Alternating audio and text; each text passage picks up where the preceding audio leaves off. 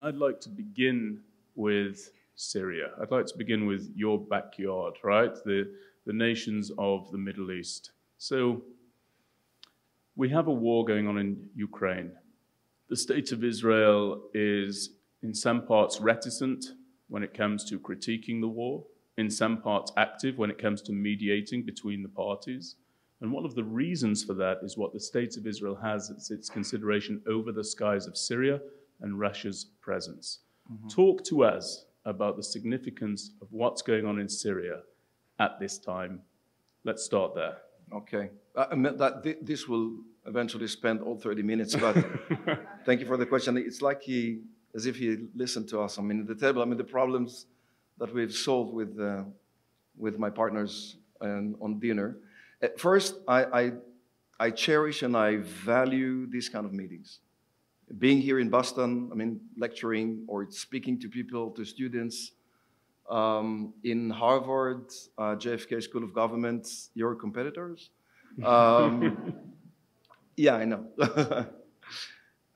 It is extremely valuable, and I think it is important because the world that we're facing, not for the first time, not because of the invasion into Ukraine, but the toughest world that we're looking at today is a long story that has to be always understood, because we, leaders of the security of the State of Israel, always have to be at the high end of trying to understand what's going on before we go into action. First, you have to analyze. And I believe that on the academical level, you are analyzers. You are trying to get as much as intelligence as you can. Then you analyze, then you propose a thesis, something that will hold water, as we say. But then we have to be practical. We have to take these kind of things and make sure that all this will be under our leadership, translated into action. And this is something that probably leads us to be attached so much to thinkers, to think tanks in America. Even as a director of the Mossad, I've been traveling to universities in the USA, to universities as your dean did in England, and in other places too, understanding, analyzing first what we see, what is the picture. It's hard to do. It's easier to do when you are, I agree, Mossad. We have a layer, right? We have a layer of intelligence that I hope, you will never see, I hope. Because we're using some stuff. We collect, that's our things, to collect intelligence. So, thank you very much for inviting me, and I hope that next time your partner from MirYam Institute will be here with you. To your question, the State of Israel is a small country. I'm sure you've mentioned that. We can go into Massachusetts, I believe, 13, 15 times, and you won't feel it. You will, because we're very noisy. But as Israelis, we are. As a small nation living in this kind of neighborhood, and I will refer to the Negev Summit, the Desert Summit that's happening right now in between 6 ministers of foreign affairs from different offices and nations. We have to calculate our moves very, very diligently, very elegantly. We have to know what we see and there and then, only then, to act. We cannot be impulsive. It has to be something that will meet our security needs. And the security needs are very clear to me, as they are very clear to everybody in Israel, and of course to our counterparts in America too. Mike Pompeo, who was my counterpart as the director of the CIA, we've done things together, point. Okay, good stuff for you, for us all. Then he became to be the Secretary of State, and we continued doing this stuff. At the same time that we're doing that, terrible things are happening across our nation.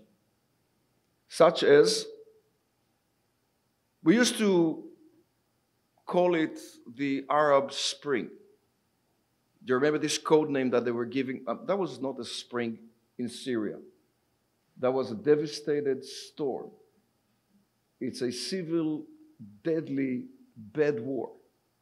Extremely bad. And Assad had started to gas his own people without being paid any price for that. The world was in a position, maybe like today in Ukraine. All declarations were out there. We cannot accept it. We cannot allow President Assad of Syria using chemical weapons against his own people. If you would web a little bit, if you'll Google a little bit the other period of time in which he started to do that, Syrians are running away from Syria by all means. They crossed the borders to Jordan. They've tried to come into Israel, which we share a border with them too. They crossed the border to Turkey, and they were going into the sea too.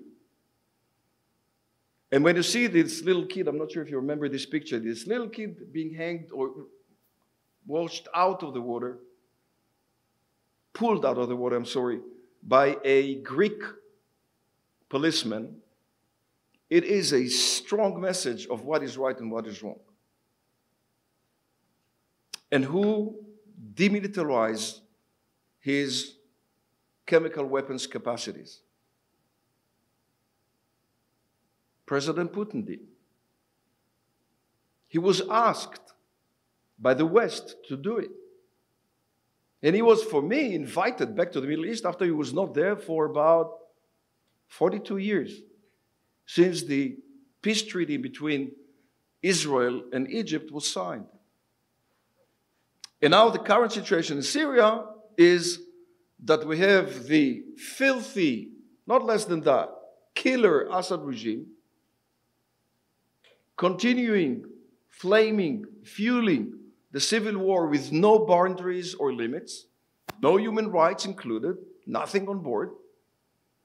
One hand is being held by IRGC, is an organization that I'm sure that you have heard, if I'll tell you, Revolutionary Guards, by Iran. They were invited by him to help him. And now, on the left side, left hand has been held by the Russians. So now the state of Israel is facing three nations working together on our borders. Russia, with air defense system. There is a military helicopter pilot here with us. She understands very well what an air defense system is and how threatened is it to a helicopter or to even to an F-35 if it's not stealth and he's carrying bombs in it.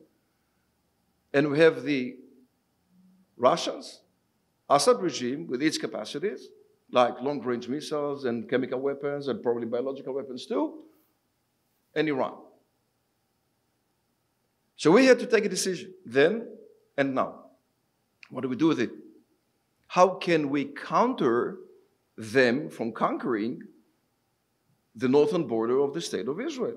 Making sure that all these capacities that had been built by someone that you maybe have heard of, General Qasem Soleimani. He was the director, the commander of Quds Force. By an American operation, he was eventually, he departed. That was an operation in Iraq made by USA. Because it was such a great danger to us, not only in Syria, in Iraq, to American troops and to Israeli troops and to our Israeli borders. So then Ukraine starts. And now when you have to take a kind of a position, I think that Israel took the right side, condemning strongly what Putin's doing in Ukraine. Being the only nation so far to build a hospital in Ukraine, full hospital.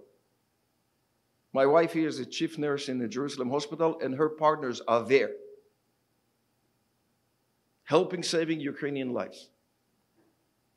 At the same time, we're holding a kind of a threat. It's an imminent threat coming from the Syrian borders and the Syrian, Iranian, as I said, Russian and Syrian deployment in the northern part of Israel, which is very close to us. And we have to maneuver. You have to be smart. That 2 years from now, 3 years from now, we will not lose the opportunity to counter the risks in Syria itself.